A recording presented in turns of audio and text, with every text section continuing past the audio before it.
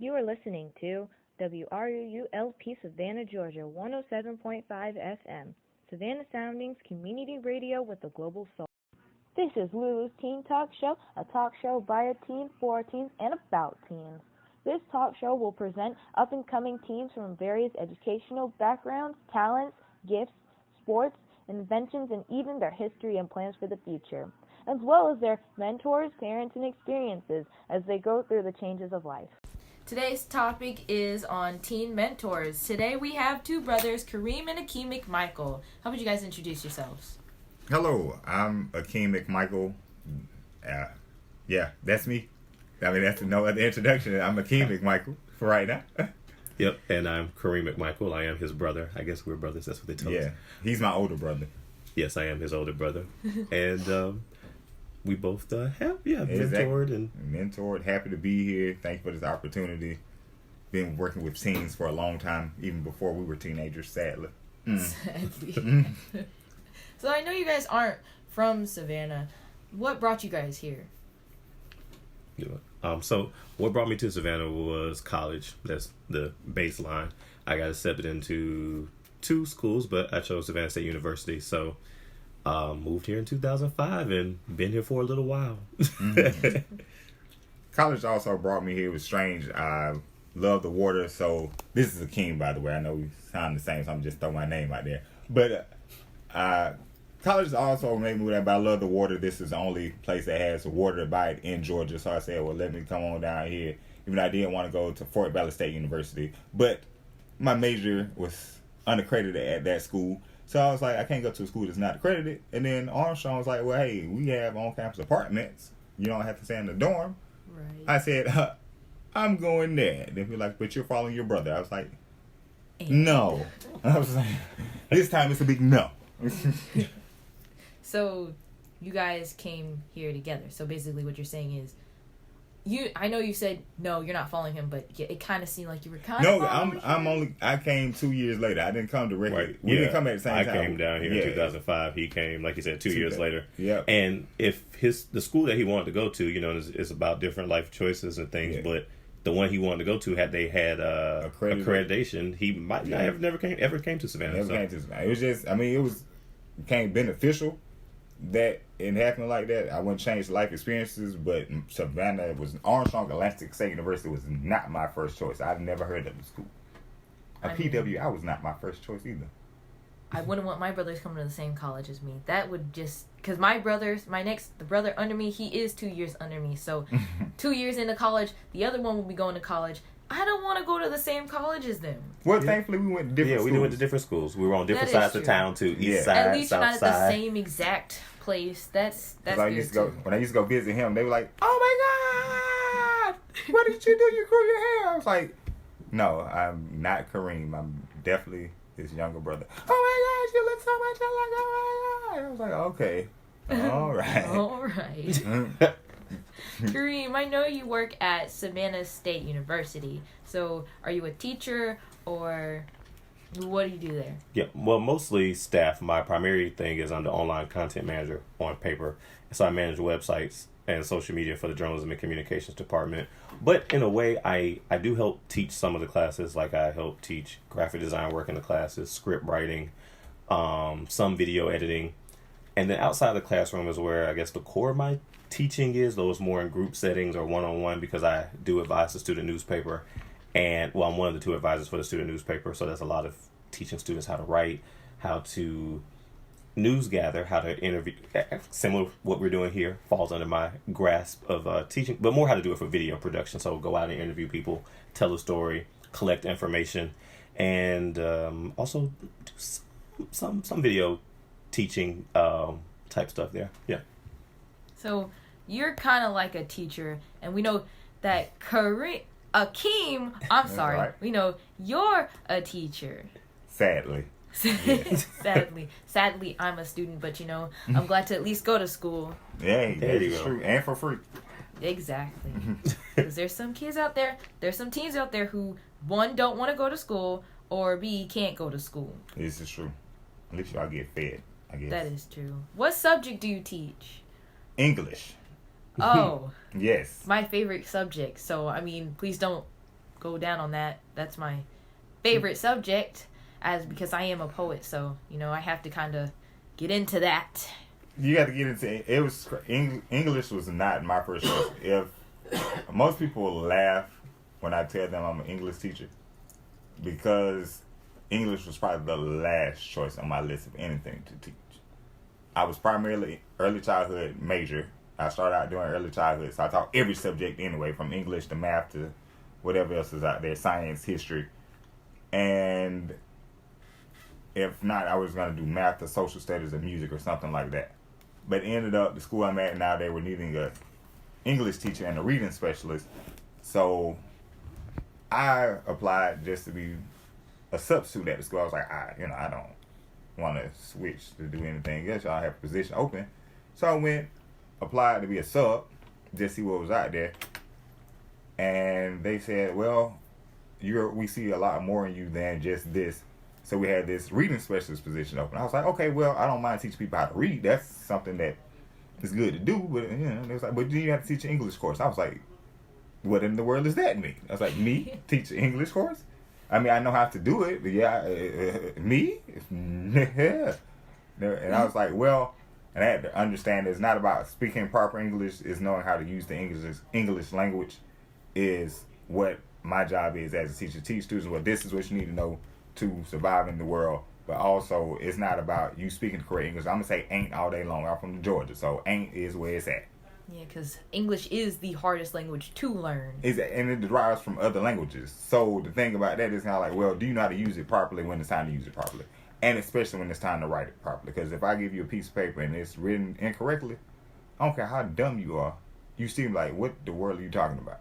Exactly. So if I give you a paper and I spell deer wrong, I say, well, hey, how you doing, deer? But I put DEER. You like, that's not an an animal. Exactly. No. I was like, you need to know the difference between DEAR and DEER. So that's what I do there. I'm a reading specialist. I'm not going to call it the school, but RLOACS is the initial. So if somebody want to go Google RLOACS, they can. But other than that, I'm not going to tell what it is. Due to the fact it may incriminate my name. Let me stop. So, moving on to Kareem. So, I know you're also into the film industry. How did you get into that? I guess in my life it's been a roller coaster trajectory. But no, the original start or reason why, don't Come on with it. It's because it's sad. He could repeat this. This is weird. But no. So I was like 5-6 years old. Enjoyed watching Jack Nicholson play the Joker in Batman, and I really enjoyed watching 13 WMAZ News. Yep. And so between the combination of the two, somewhere along the way, I was like, I want to grow up and do something with television or film. I don't even think at the time I necessarily knew movies was filmmaking. I want to make movies or be an actor. It really started with me just wanting to be an actor. I didn't necessarily think like I wanted to be a director or a camera person, any of the other stuff. I just wanted to be on camera. Then I think when we went to a private Christian school growing up, and at the end of every year at Progressive Christian Academy, PCA, Progressive Christian Academy, we would do these end of the year productions where we would perform. And we would act, we would dance, some people would sing, and it was a good time. And so that was another thing that really kind of propelled me to start seeing things from both sides as a production person doing stage work and performing as an actor. Then I think in high school, what really did, we had a media department at Central High School. We went to a fine art high school. I did a few plays in high school. This gentleman here ended up getting to win an award. And I was like, exactly. Hey, cool. No, I didn't for any of the plays I did, but that was cool. But what award did you win? I'm sorry to cut you off. No, he won. Well, I won. Well, what award did you win? Best actor. It was a one-act festival, and I was the voice of Audrey 2 in Little Shop of Horrors. So I was up there. I said, "Feed me, Seymour, feed me." Blah blah blah blah. That's what I did. I mean, that's my. And the crazy thing in the conference, what I love to do, which is sing more than act. And they announced all the awards, and they was like best actor and this, that, and the third. And then at the end, they was like, "This person did so awesome."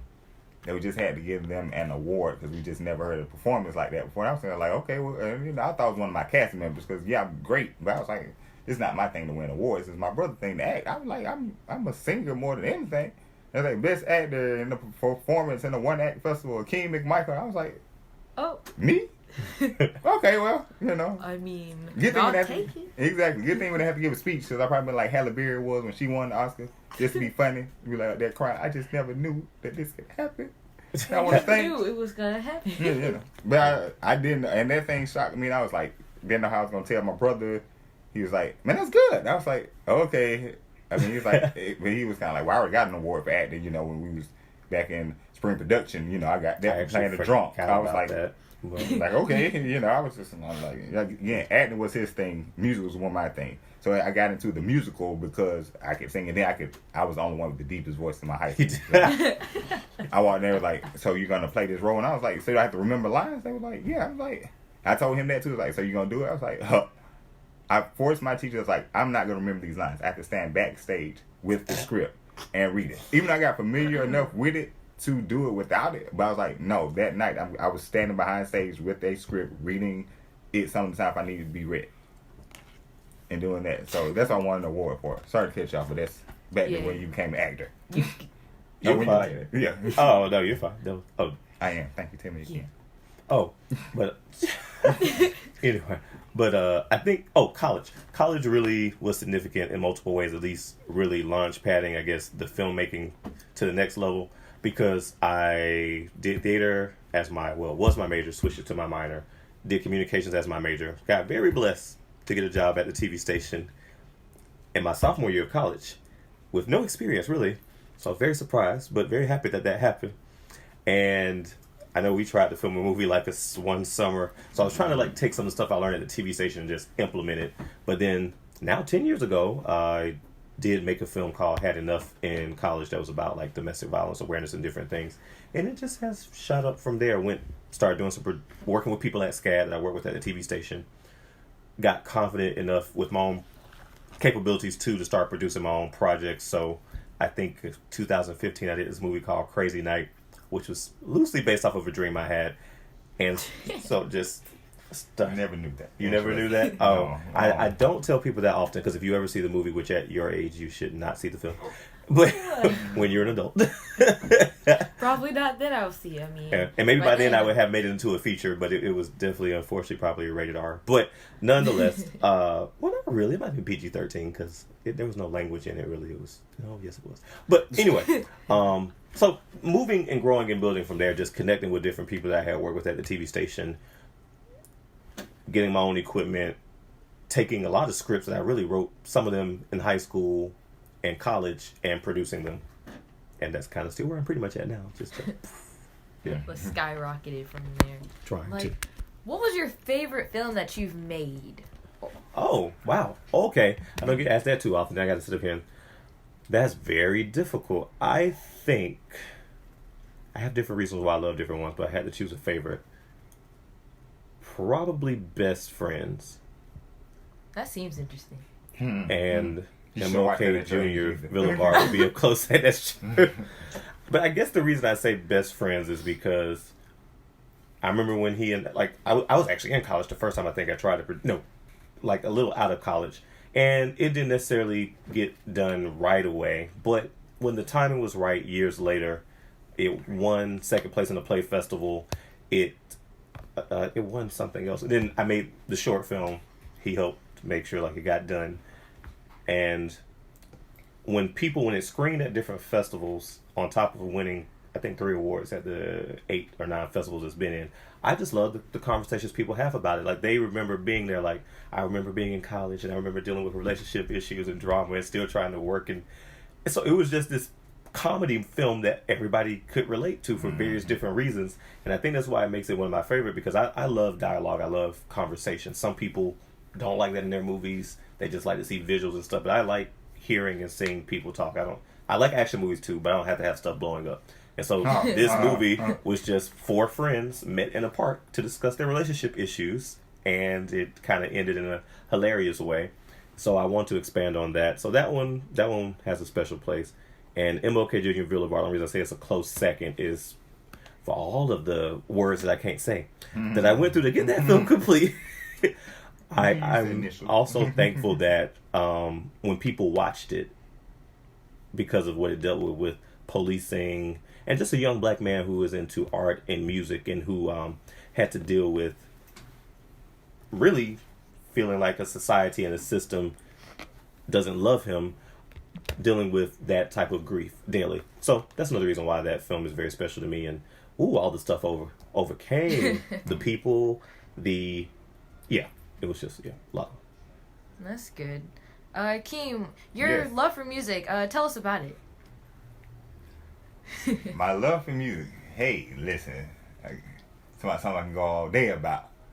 My love for music came about early age, probably since birth. I don't know. I mean, I'm pretty sure. I mean, our parents listen to music all the time. So, I mean, it came from my parents. I grew up listening to gospel music, to Motown, to R&B, and then my brother brought this so-called hip-hop boogie-woogie music into our house, desecrating it.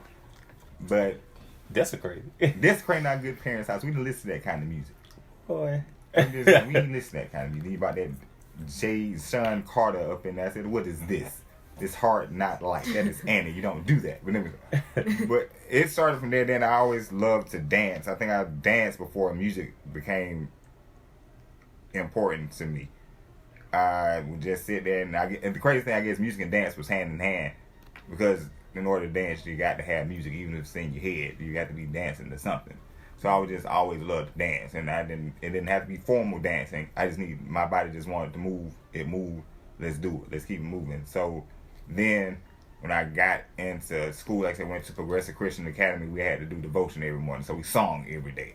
In daycare, we sung every day. So I was like, we singing, we doing this. Then we got to break it down with gospel music, how you had the 3 parts, break it down with soprano, alto, tenor. They do this stuff.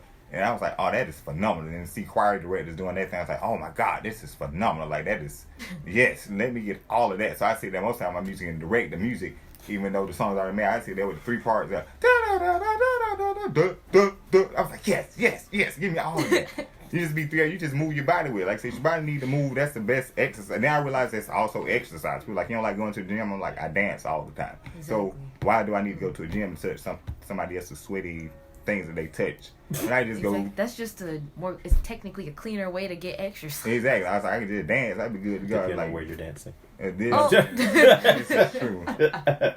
I didn't realize. I just thought about people that shout in church. That's an exercise. Good God, They're exercising their lungs. That too, and then they do all that. But look, then it came into that, and then when I got down to knowing the dynamics of how music works, even though I still don't like reading music more or less. Oh, neither do I. Yeah, but the love for it from there just got stronger and stronger. I'm actually a part of a music fraternity, Phi Mu Alpha Sinfonia Incorporated, and that fraternity is music for music lovers. If you players, lovers, instructors, orchestrators, whatever you want to call it, if you love music, that's what the fraternity is about, and that's why I joined it, because it's just strictly for the love of music.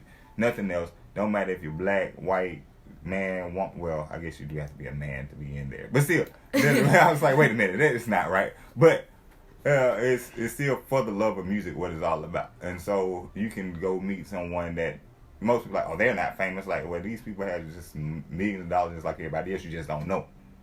And then you get to be on the radio with music. On top of that, I was like, well, hey, let's go do that as well. So you get to do, music is just the inspiration of life. When you're down, it's there. When you're up, it's there. When you need somebody to talk to, it's there. When you're going through a heartbreak, it's there. And I'm just saying, your teacher making you mad is there. Oh, it sure is. Sure is. And I realized I work better with music, and I learned that with students as well. So, it's kind of like it's a thing that keeps people going. Then it's in my culture. If y'all don't know, I'm black, African American, whatever you want to. It's in African culture. It's in us technically. The heart is music. It beats. So what is music? It beats. So the heart is music. It beats. It's in the heart. So I'm kind of like, give me a good African drum. Give me a da sabin-ya, I'm like, yes, let's do all of yes. So that's where my love of music happened. At an early age, there's still what music can do. Music transcends people.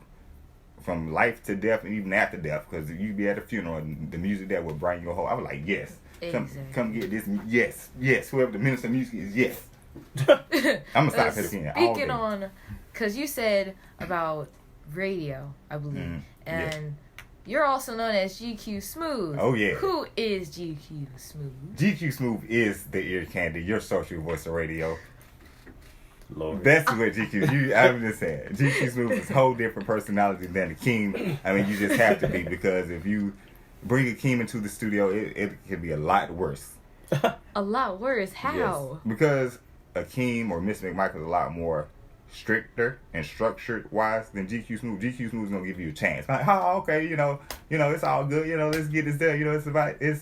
Versus Akeem, like, listen, it's time for you to get your together. I don't care what you got going on outside of here. These are the 1, 2, 3s. Let's get to that. Let's get down to Z. It ain't no laughing matter right now. And now you see what I've been dealing with for a certain amount of years. No, well, he raised me. That's my he helped raise me. But GQ Smooth he hosts a show. See, I'm referring to it as a totally different person. He hosts a show. That's a problem. Yeah, well, he hosts a show. Smooth Mic Radio on WRUU. It's a show dedicated to poetry, spoken word, and music that moves. It's also GQ Smooth is also a poet. You want to get down there. Also a poet is a character, and the crazy thing is that came about, again, talking about my fraternity and music. I always dress so sharply. They was like, your line name is GQ, and I was like, okay, well, it was actually Mr. GQ, but I was like, I don't think people on the radio should call me Mr. GQ, because I was like, one day it was like Smooth. I was like, okay, GQ Smooth. There we go, bam. Put it together. There we go. Woo! Then I didn't want people on the radio to know my actual name either, because my students might actually listen to me. They don't though. But anyway. They were like, your first name is Akeem. And I have a real thing about people calling me my first name, especially children that I teach. And I'm like, who are you? Why are you calling me by my first name? And I was like, well, I mean, I love you, but you can't do that. You can't do that. So that's what GQ and who GQ Smooth, that's what that is. Now, who's your favorite poet? I mean, you could say my name, but I mean, have to say that. Are you saying? Well, you are a published author as well. So I mean, it's crazy when you say favorite. I don't have a number 1, 2, 3, 4. If you don't 5, have 6. a favorite poet, like what about poems? Now I will say, and that's crazy. I can say I have a favorite poem more than them, but I can also list the top poets that are up there. But favorite poems is If by Rudyard Kipling. And also Don't Quit. They are probably neck and neck with poems. But also right there is Mother to Son, Dream Deferred, Dreams by Langston Hughes. It's crazy. They don't have rankings, but they can all go across, because in the same field, they all hit on the same things at the same point in my life that I need them. Dream Deferred hit on Don't Give Up on Your Dreams. The same thing about If. The same thing with Don't Quit. The same thing about Dreams. So they all hit on the same things at the same time, so they're also my favorites. So that leads into favorite poets or poets I like. It would Paul Laurence Dunbar have to be one. Maya Angelou, of course. Langston Hughes, of course. With mine would be, of course, because I just named some of their poems. But who else as far as up there? I mean, Lanaya, your poems are good. I mean, I heard when you performed, I was like, yes, hilarious. Phil Davis is also a great poet. I mean, catch some of these local, not even local, I'm going to call them global poets that people don't even know about. Phil Davis is great. Mamie J is great. Ray Carr is great. Jamal is great. I mean, the list can go on. Soul Quest, Jive English, all the people that you see at Empire, those guys are some of my favorite poets, because they come out there, they give us the hard, honest truth that you don't see all the time with great published authors, because people don't want to see it out there like that. Right. Now, and of course myself. And Smooth and Akeem to the list. I'm sorry, and myself. Now, so I'm gonna go to each of you guys on this question. Okay. Who inspired you as a teen or growing up? I can start. This is still Akeem. Malcolm X is my inspiration, all day, every day, all the way through. As a teen, I'm like, let's go do this thing. I have a picture. My parents had a picture of Malcolm X up in my room for some strange reason. I don't know. Probably wasn't in his room.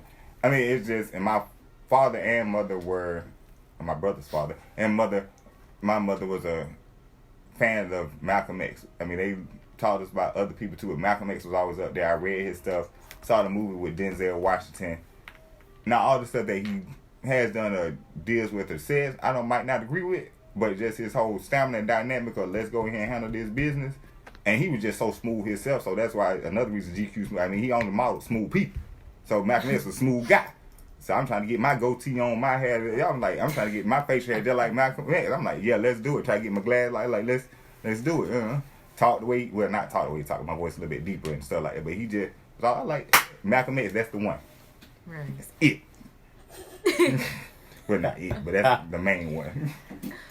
Now, you. Mine would not be as excited. Well, not necessarily not excited. To be honest, I read outside of family. I mean, I definitely, my parents, and even my brother inspired me a lot growing up because there was a lot of things that he did and was very outspoken. Not like in a bad way, but he spoke up for what he believed in. Maybe that was the Malcolm X in him. So Me. And both of our parents in their own different dynamics are pretty creative and have a good eye for different things and what look. I really just don't know. I mean, I'm not sure if I do. I did definitely like a lot of Denzel Washington movies. I wouldn't necessarily say like, I really don't know. That one's always a weird one for me. I'm not going to. That's interesting dynamic. Only because I mean, I've never heard him really say it. I mean, it was weird as a team, and if I don't know, like Malcolm X is still there, but if it weren't for the people that talk about Malcolm X, then it wouldn't be none of that. So I mean, like all those people, like my top, and you and some of my favorites. My top three is definitely my mom, dad, and brother. They were the only one I grew up. That's the only ones I knew. But they all talking about Malcolm X. Now he didn't really teach me about Malcolm X. My brother didn't, but he was kind of like, okay, do you say what you got to say? And he was always the fighter though. I was like, why are you hitting people? I was like, why are you hitting people right now? Like, give me a chance. People were rude. I know. Like, can I finish? Can we fight together? He's like, no, I got it. Oh, okay. All right, crazy person. So it was weird. Like I've never really heard him say like these are. Now I did hear him say, well, at the age of 5, watching Jack Nicholson and play the Joker. I was like, okay, well we know Jack Nicholson's probably one of them, but he never really. And I really don't try to. Or I guess I do try to model Malcolm X a little bit, but I never seen my brother really try to model anybody. He was just his own individual person. Even though sometimes he reminded me of his grandfather, Samuel. That is. Well, that was just genetic. I can. I was like, probably didn't hope we were born the same month, but this is true. Dang, got the same horoscope if you go that far into things. But yeah, no, like I said, yeah, that one's always been a. People have asked him to pass off and on, and I'm glad he went first because at first I was like, I really have to think about, but I was like, I really just don't. I have different people I like for different reasons, but I don't know if I necessarily had like this one. I'm telling you about Malcolm X. I'm telling you about like Malcolm X. Like, oh, teenagers, like, let's do it. Let's get it. Bam. What do you guys want to be known for? Oh, that is a good question. That was a good question. Good job. Thank you. Good job. You want to go first? You want me to go? Yeah, you can. No. What I want to be known for. Whatever people want to take it for. I'm always going to show love and compassion and hard work. So I'm never going to dictate what somebody's going to remember. If I have students that I always remember, oh yeah, you were the craziest teacher I ever had, but you was the best teacher I ever had. It's like, okay. Some people are like, oh, you're the coolest person I ever know. It's like, I don't try to be anything but myself. So I want people to only be known as myself. I can remember for anything is as myself. A hard-working, compassionate, money-making, hustling, I almost said some other stuff. Not giving a care about certain things type of person. People like, oh, you just always made me laugh. I was like, good. And people like, oh, you got on my everlasting nerve. I'm like, just be known for a lot of things. Exactly. That's just one thing. Exactly. So I was like, I just rather be just known for whatever people see me as and make sure as long as I'm in my heart, I'm the light that I should be and think I am. I'm very happy with that. Cause ain't no bunk beds in the casket, so get what? I'm going down by myself. Well, I know one thing on my list. I definitely want to be known that I was driven and hardworking. If you can't say anything else about me, whether you love me or hated me, you know Kareem was a hard worker. So that's one thing. Now beyond that, I have to agree. After a while, though, it's just kind of like, well, I'll say it like this: different people are going to know you and remember you for different things, depending on who you were to them and what you were to them. I do hope ultimately across the board too, at least people can just say, you know what, hey, Kareem was himself. You know, he was a good guy.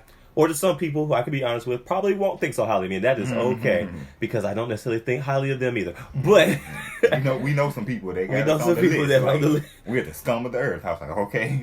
But that's what, and that I just lived your life. I lived and enjoyed my life. That's the quest ultimately, and now I want other people to do the same. Right. We are with Kareem and Akeem McMichael, and now we have to take a station break for station announcements.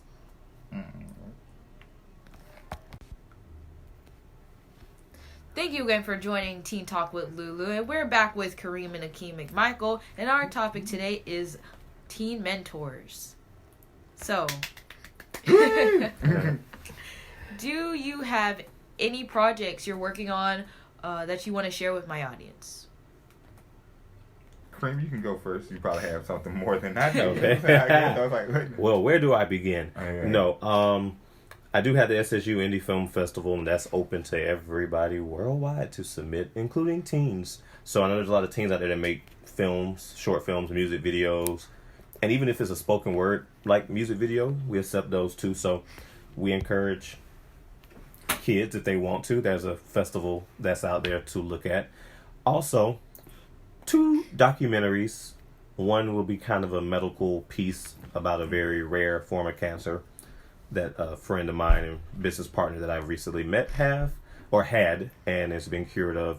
Another documentary that's a I do a lot of documentaries, a lot of historical pieces, so it's a couple of documentaries, and then a political media drama short film that kind of deals with politics and how media and politics on a local level play out in certain ways. I think those are like the top projects that I'm definitely looking forward to, and I do have a few things in post-production I just need to finish up. I'm going to be working with the Rape Crisis Center too soon again on some videos. So it's mostly a lot of different videos. Then I hope, now this is something that's new that I haven't really announced to anyone, that I will be partnering with the center here that a state representative has to do like some film classes that will be open to people. I just got to kind of finish structuring the curriculum, but so that's where I'm at with some things. When is the Indie Film Festival? It will be April 2020, but the deadline to submit films is January the 31st of 2020. So people still have a while to submit, and I suggest go ahead and submit the films early because it's a lot cheaper. But if you are a student and you need a waiver, I have the power to grant that, and I have done it in the past for people who are college students. And I think we had Savannah State students or all students? all students. Oh. Yeah. And in the past, well, that group was a mixture of college and high school students, but so, yeah. Will your project include teens? Will my projects include? Yeah. The SSU Indie Film, well, the thing about the SSU Indie Film Festival I do want to do is have a component that's really just specific for high school students, so yes. And then I want it to be, well, for one, to have their films displayed as well, but then if we have some different panels and actors and people there to have them to engage in the Q&A and different things. The program that I'm going to do, like kind of the film curriculum, that'll probably be for people, I think, 17 and older, primarily too because the film industry in Georgia is growing still so rapidly. We want students who are coming out of high school to be able to work in the film industry professionally and earn, some money really quickly and know what they're doing at the same time. So those 2 will, and I thought about doing like a teen film. I just haven't done it yet. Don't forget me.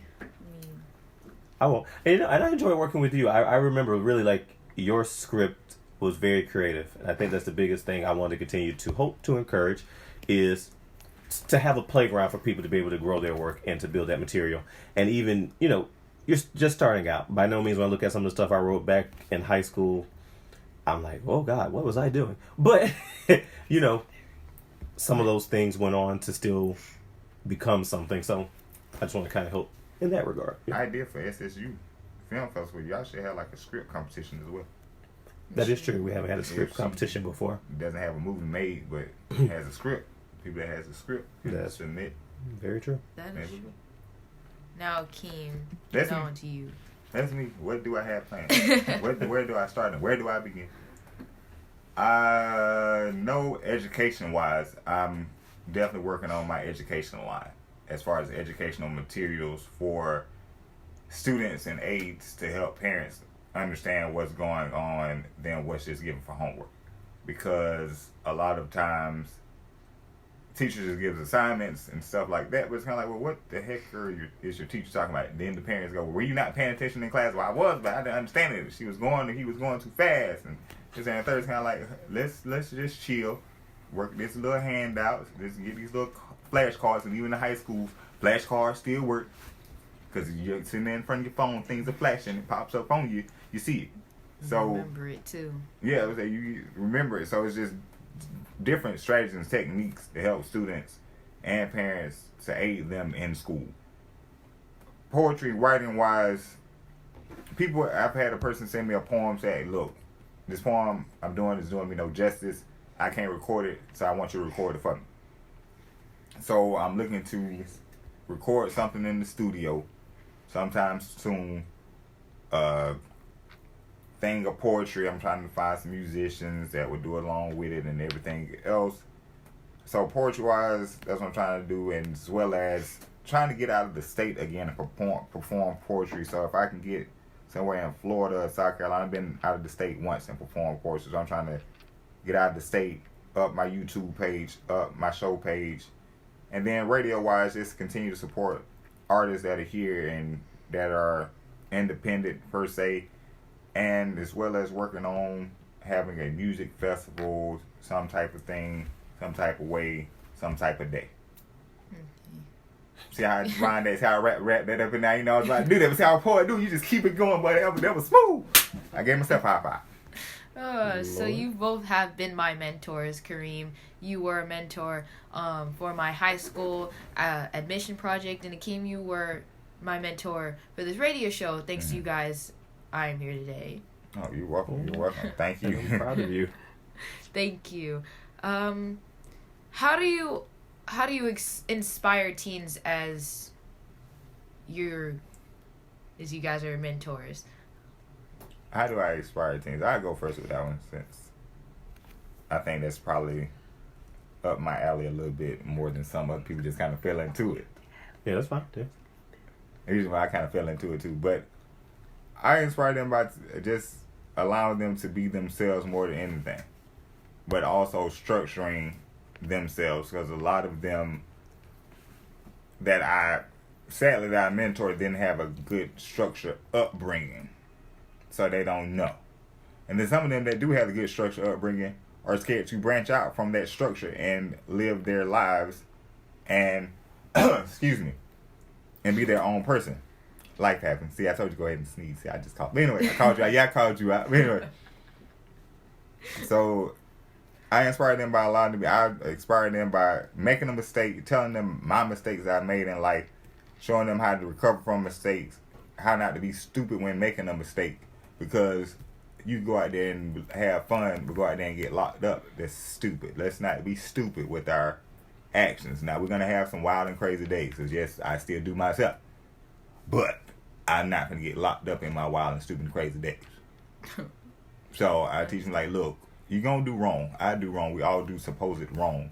But don't get caught in that. So I inspire them again by telling them to just be themselves. Don't be blindsided by what they see. Open their eyes and see what they don't see. Because your parents are going to present you things, and be very respectful and presentable with your parents and your family. But understand it's a world outside of that. So I want them to go out there and grow and learn more things. That's what I do.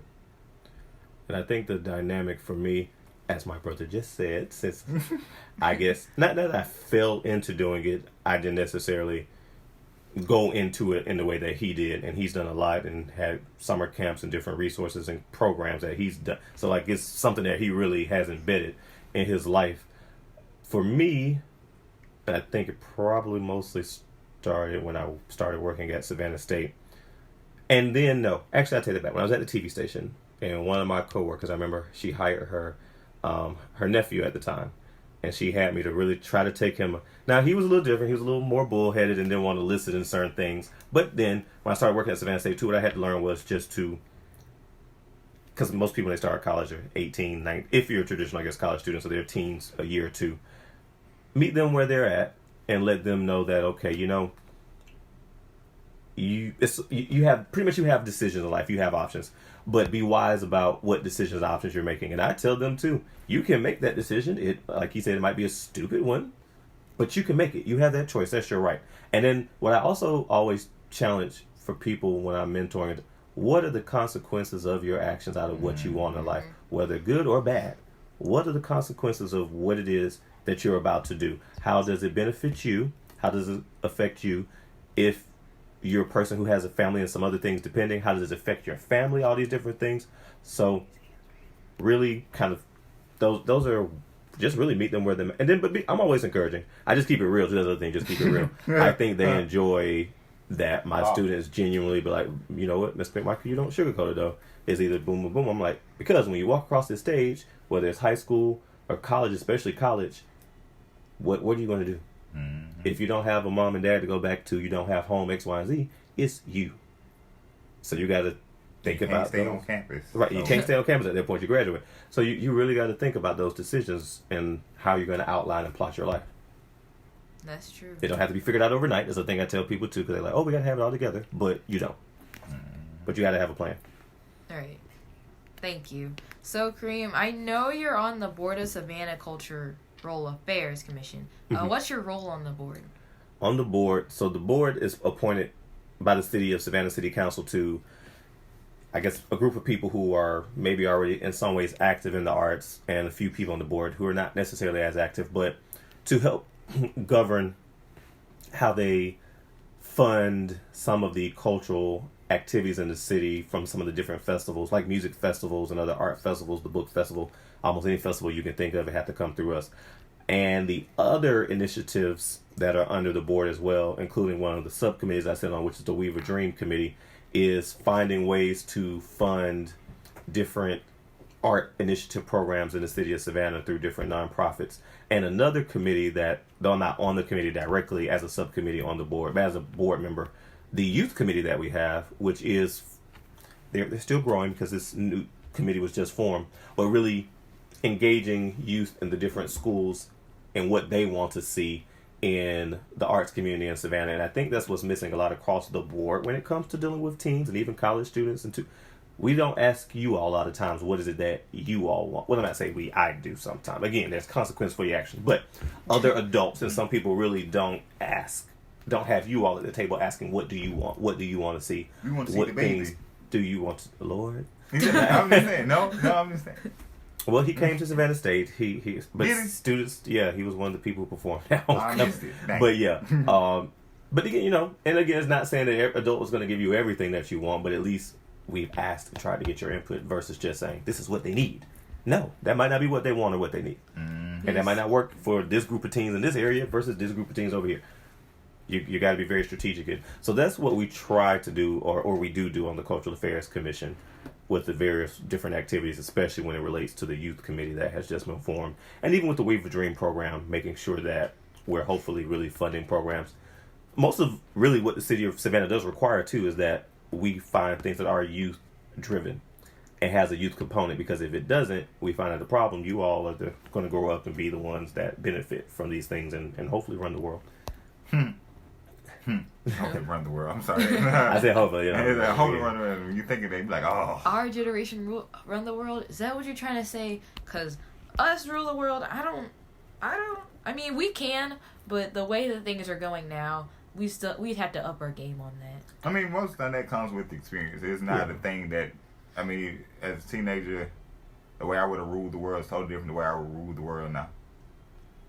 I mean, so the things that goes on, I mean, you all have no choice but to rule it unless the world ends.